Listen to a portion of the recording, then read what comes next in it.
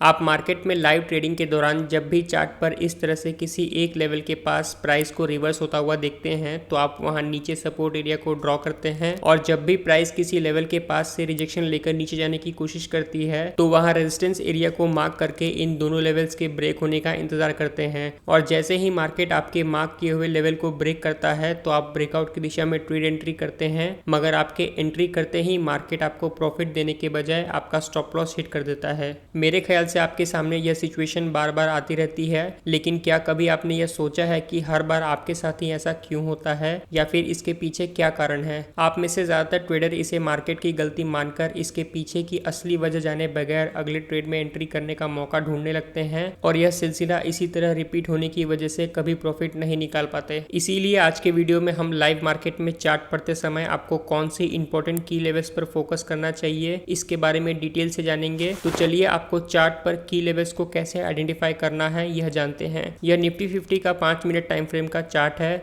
जहां market gap up open होने के बाद इस तरह से पोजीशन बनाकर एक इंपॉर्टेंट साइकोलॉजिकल नंबर के पास आकर ट्रेड कर रहा है। अब इस चार्ट पर बन रहे प्राइस एक्शन को देखकर आप इसे कैसे एनालाइज करते हैं, वीडियो को पॉज करके थोड़ी देर मन में सोच ले। आप में से बहुत से ट्रेडर यहाँ नीचे एक सपोर्ट एरिया को ड्रॉ करेंगे क्योंकि यहाँ प्राइस बहुत तेजी से रिवर्स होकर ऊपर आई है। साथ ही यहाँ हायर लेवल पर मार्केट ने 2 बार रिजेक्शन लिया है, इसीलिए आप यहाँ रेजिस्टेंस लेवल को ड्रॉ करेंगे और यहाँ नीचे फिर से सपोर्ट एरिया बनाएंगे क्योंकि इस एरिया से मार्केट नीचे नहीं जा रहा है। अगर आपने भी इसी तरह से इस चार्ट को एनालाइज किया है तो कमेंट में जरूर बताएं। अब क्योंकि यहाँ चार्ट पर आपके हिसाब से इंपॉर्टेंट लेवल को बना चुके हैं, इसीलिए आप इन लेवल्स को ऊपर और नीचे ब्रेक होने का इंतजार करते हैं ताकि जैसे ही इन लेवल्स का ब्रेकआउट हो तो आप यहां ट्रेड में एंट्री कर सकें। एक बिगिनर ट्रेडर के हिसाब से आपका यह एनालिसिस लगभग सही है, लेकिन एक प्रो ट्रेडर इसी चार्ट को पढ़ते समय चार्ट पर सिर्फ सपोर्ट एंड रेजिस्टेंस लेवल बनाने के अलावा इन लेवल्स के दौरान चार्ट पर बन रहे पोजीशन को भी पढ़ता है।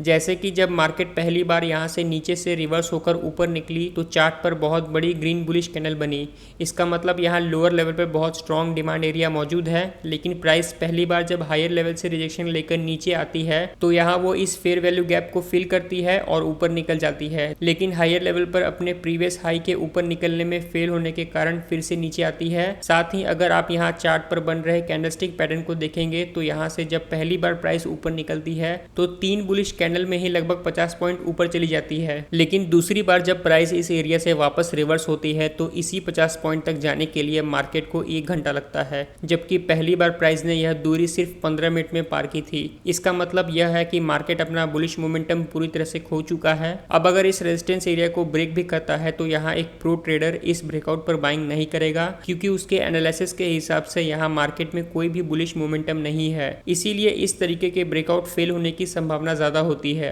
अब इस एक चार्ट को एक बिगिनर ट्रेडर और प्रो ट्रेडर अपने अपने हिसाब से पढ़ता है, लेकिन दोनों में फर्क सिर्फ इतना है कि एक बिगिनर ट्रेडर यहाँ चार्ट पर बन रहे पोजीशन को देखकर सिर्फ सपोर्ट एंड रेजिस्टेंस एरिया को बनाने के लिए कुछ लाइंस को ड्रॉ करके छोड़ देगा, लेकिन प्राइस के मोमेंटम के पीछे क्या कारण है इसे समझने की कोशिश नहीं करेगा। लेकिन वही एक प्रो ट्रेडर इसी चार्ट को पढ़ते समय सिर्फ पोजीशन को देखकर सपोर्ट एंड रेजिस्टेंस एरिया को मार्क करने के बजाय इन चार्ट पर बन रहे कैंडल्स को देखकर उनके पीछे की साइकोलॉजी को भी समझने की कोशिश करता है और की लेवल्स पर प्राइस किस तरह से रिएक्ट करती है और कौन सी जगह पर सबसे ज्यादा पॉइंट ऑफ इंटरेस्ट चार्ट पर बन रहा है इसे भी देखता है। अब यह पॉइंट ऑफ इंटरेस्ट क्या होता है इसे भी जल्दी से समझ लेते हैं। पॉइंट ऑफ इंटरेस्ट चार्ट पर वह लेवल होते हैं जहां बायर्स और सेलर्स सबसे ज्यादा एक्टिव होते हैं, यानी कि ट्रेड लेने में सबसे ज्यादा इंटरेस्ट दिखाते हैं। इसका मतलब चार्ट पर बन रहे बाकी एरिया के अलावा इन लेवल पर ट्रेडिंग करना पसंद करते हैं, जैसे कि सप्लाई एंड डिमांड एरिया या फिर support and resistance level, different type of chart patterns, equal high and equal lows और राउंड नंबर लेवल के साथ इसी तरीके के और भी लेवल्स जहां पर बहुत बड़ी संख्या में ट्रेडर्स ट्रेड करने का मन बनाते हैं, उसे हम पॉइंट ऑफ इंटरेस्ट लेवल कहते हैं। जैसे कि इस चार्ट में इन दोनों लेवल्स पर प्राइस सबसे ज्यादा रिएक्ट कर रही है, इसका मतलब इन लेवल्स के पास चार्ट पर पॉइंट ऑफ इंटरेस्ट बना हुआ है, यानी कि इस एरिया में रिटेल ट्रेडर ट्रेडिंग करने में ज्यादा इंटरेस्ट दिखा रहे हैं। अब क्योंकि रिटेल ट्रेडर को ट्रैप करने के लिए इन एरिया के आसपास फेक ब्रेकआउट चार्ट पर बनते हैं, इसीलिए एक प्रो ट्रेडर इन एरियाज में ज्यादा संभल कर ट्रेड करता है। जैसे कि यहाँ मार्केट इस रेजिस्टेंस लेवल के पास ब्रेकआउट हुआ है, ऐसा दिखाने के लिए एक स्ट्रॉन्ग बुलिश कैंडल चार्ट पर बनाता है, जिसे देखकर बहुत से ट्रेडर इसे एक रियल ब्रेकआउट मानते हुए यहाँ ब्रेकआउट पर लॉन्ग ट्रेड में एंट्री करते हैं, मगर कुछ ही देर में वह वह बुलिश कैंडल नीचे जाते हुए एक रेड कैंडल में बदल जाती है, जिससे इस ब्रेकआउट पर बुलिश ट्रेड में एंट्री करने वाले सभी ट्रेडर ट्रैप हो जाते हैं। इसीलिए जब भी चार्ट पर इस तरीके से किसी लेवल का ब्रेकआउट होता है तो आपको यहाँ ब्रेकआउट कंफर्मेशन जब तक नहीं मिलता है तब तक किसी भी ट्रेड में एंट्री करने से बचना चाहिए। इसीलिए एक प्रो ट्रेडर ठंडे दिमाग से इंतजार करता है, क्योंकि उसे पता है कि मार्केट पहले से ही 2 बार इस लेवल से रिजेक्शन लेकर नीचे जा चुका है और इस बार जब प्राइस इस लेवल के पास आया है तो यहाँ इन कैंडल्स को देखकर साफ पता चलता है कि यहाँ बायर्स पहले के मुकाबले बहुत कमजोर हो चुके हैं, जिस वजह से यहाँ प्राइस की मूवमेंट बहुत धीरे होने से कैंडल की साइज भी छोटी हो गई है। इसका मतलब है यहाँ मार्केट ने अपना मोमेंटम पूरी तरह से गवा दिया है, इसीलिए इस ब्रेकआउट के सफल होने के चांसेस ना के बराबर हैं। लेकिन कुछ देर बाद प्राइस बहुत तेजी से नीचे आते हुए चार्ट पर इस तरह से प्राइसेशन जब बनाती है तो यहाँ प्रो ट्रेडर एक्टिव हो जाते हैं, क्योंकि यहाँ इस रेजिस्टेंस लेवल से मार्केट इस बार बहुत तेजी से नीचे आया है, जबकि पिछली बार नीचे आते समय मार्केट ने बहुत टाइम लगाया था। साथ ही यहाँ यह जो फेयर वैल्यू गैप बना है उसे यहाँ मार्केट ने फिल तो कर दिया है, लेकिन इस एरिया के ऊपर ज़्यादा देर तक प्राइस सस्टेन नहीं कर पाई है। इसका मतलब यहाँ सेलर्स बहुत बड़ी संख्या में मार्केट में सेलिंग कर रहे हैं, जिस वजह से यहाँ बेयरिश साइड की तरफ शॉर्ट ट्रेड में एंट्री की जा सकती है। कुछ ही देर में मार्केट यहाँ से बहुत तेजी से नीचे चला जाता है। इस तरह के प्राइसेशन में आप 2 प्रकार से ट्रेड एंट्री कर सकते हैं। अगर आप एक एग्रेसिव ट्रेडर हैं तो आप यहाँ इस रेड कैंडल पर शॉर्ट ट्रेड में एंट्री करते हुए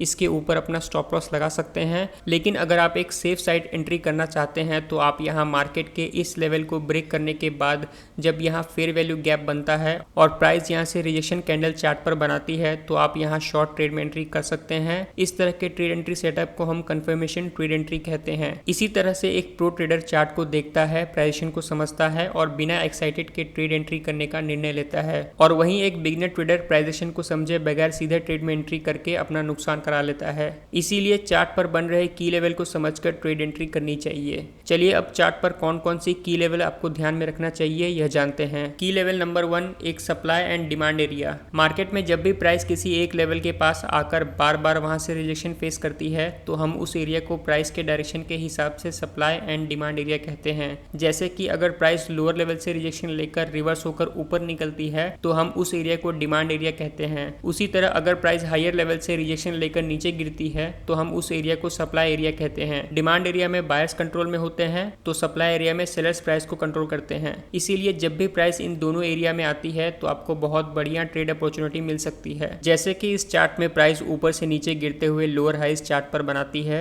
इसका मतलब मार्केट अपने पिछले हाई को ब्रेक करने में बार बार फेल हो रहा है। यानी कि यहाँ सेलर्स मार्केट में जब भी प्राइस ऊपर निकलने की कोशिश करती है तो वहाँ फिर से सेलिंग करना स्टार्ट करते हैं, जिससे मार्केट अपने पिछले हाई को ब्रेक नहीं करता। इसीलिए हम यहाँ चार्ट पर सप्लाई एरिया को मार्क करके प्राइस के इस एरिया में दोबारा आने का इंतजार कर सकते हैं। जैसे कि इस चार्ट में प्राइस जैसे ही फिर से लोअर लेवल के पास रिजेक्शन लेकर हमारे मार्क किए हुए सप्लाई एरिया में आती है तो हम यहाँ शॉर्ट ट्रेड में एंट्री बना सकते हैं, जिसमें हम हमारा स्टॉप लॉस हमारे सप्लाई एरिया के ऊपर रख सकते हैं। कुछ ही देर में प्राइस ऊपर निकलते हुए हमारे सप्लाई एरिया से रिजेक्शन लेकर तेजी से नीचे गिर जाती है। बहुत से लोग इस सेटअप को हल्के में लेते हैं क्योंकि इसमें कोई भी फैंसी स्ट्रेटेजी नहीं है, जस्ट आपको सप्लाई एरिया को मार्क करके उसके अकॉर्डिंग ट्रेड एंट्री करनी होती है। इसलिए ट्रेडर मार्केट में फैंसी ट्रेडिंग स्ट्रेटेजी के पीछे पागल होकर इस बेहतरीन एंट्री सेटअप को भूल जाते हैं। यह सेटअप आपको हर दिन ट्रेड अपॉर्चुनिटी प्रोवाइड कर सकती है। उम्मीद करता हूँ ये वीडियो आपको पसंद आया होगा। पसंद आया तो वीडियो को लाइक कर देना और चैनल पे नहीं हो तो सब्सक्राइब कर देना।